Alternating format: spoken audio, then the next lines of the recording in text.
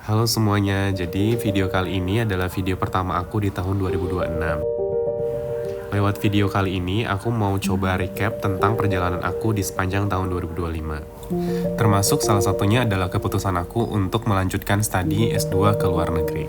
Setelah hampir 6 tahun bekerja di bidang ini, aku ngerasa bahwa aku terkurung di satu titik dengan pola rutinitas yang biasa-biasa aja. Menangani sebuah isu yang kayaknya nggak kelar-kelar gitu masalahnya. Di tengah kelelahan itu, akhirnya sebuah pertanyaan muncul. Pertanyaan yang sebenarnya sudah lama ada, tapi kayaknya baru kali ini gitu terasa begitu berat untuk dihindari. Sebenarnya, what is my dream? Sedalam apapun aku memikirkannya, sampai saat ini pun aku nggak tahu jawabannya. I don't yet know what I'm dreaming of. Atau mungkin aku memang nggak ingin menjadi apa-apa secara spesifik dan nggak berharap apa-apa secara jelas. Sejak dulu, impian itu kayak beban. Sesuatu yang merepotkan, menuntut, dan melelahkan.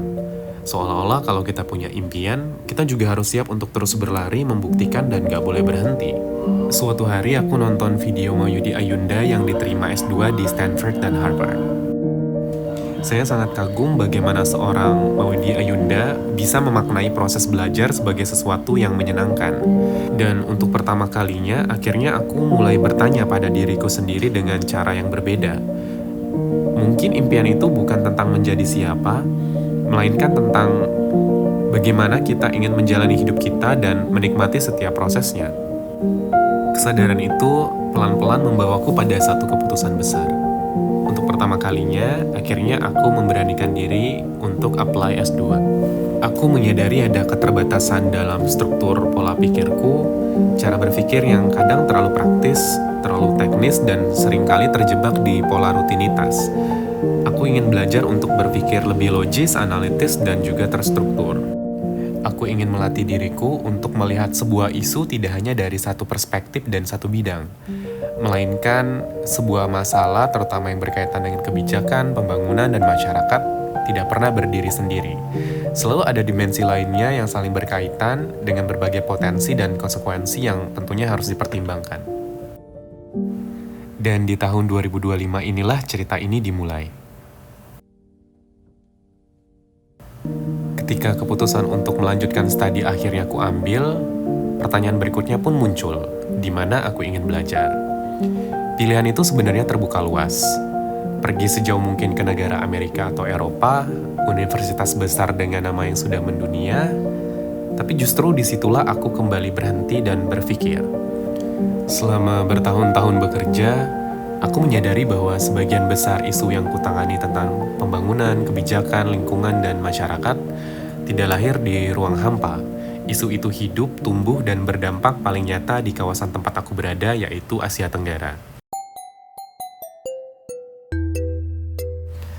Aku ingin belajar di tempat di mana teori tidak hanya dibahas, tetapi benar-benar diuji oleh realita, di mana kebijakan tidak hanya dirancang, tetapi langsung berhadapan dengan masyarakat, budaya, dan konteks lokal yang beragam. Memilih Asia bukan berarti aku menutup diri dari perspektif global, justru sebaliknya. Aku percaya bahwa memahami dunia harus dimulai dari memahami wilayah kita sendiri dengan segala keterbatasan, tantangan, dan potensinya. Global North mungkin menawarkan kemapanan sistem, tapi Asia menawarkan proses, dinamika, perubahan cepat, dan pertanyaan-pertanyaan yang belum punya jawaban pasti. Dan aku ingin berada di tengah proses itu. Aku ingin belajar dari negara-negara yang sedang mencari jalannya sendiri, belajar dari kebijakan yang masih bereksperimen, belajar dari masyarakat yang terus bernegosiasi antara tradisi, modernitas, dan masa depan.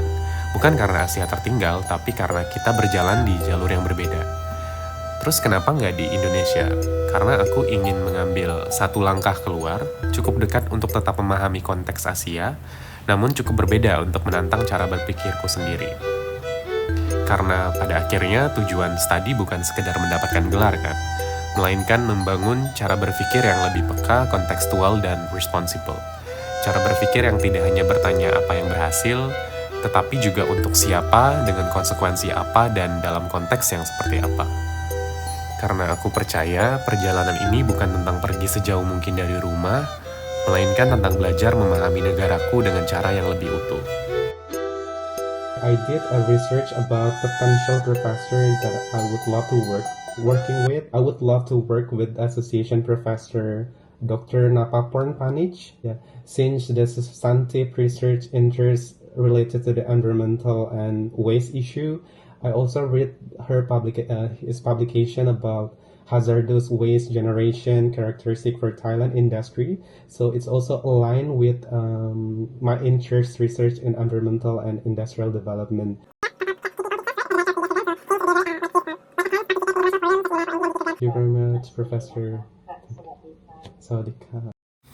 Setelah melewati berbagai proses seleksi administrasi dan berbagai interview, akhirnya di tahun 2025 ini aku dinyatakan lulus dan diterima di salah satu universitas di Thailand.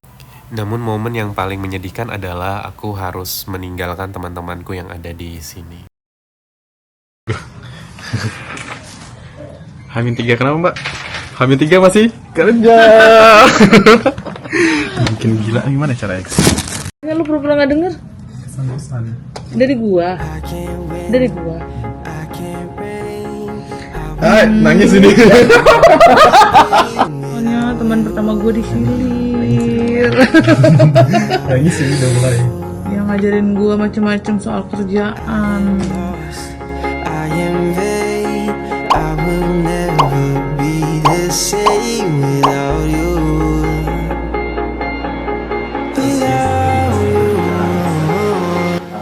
Developed country. We also have a huge population, which is 250 million people. So with the limited budget that we have, like government review, lower fiscal, can provide good health and well-being for everyone. So that's why we need to collaboration. We need to share responsibility. One country with abundant natural resources, but they have lower economic poor development compared with the country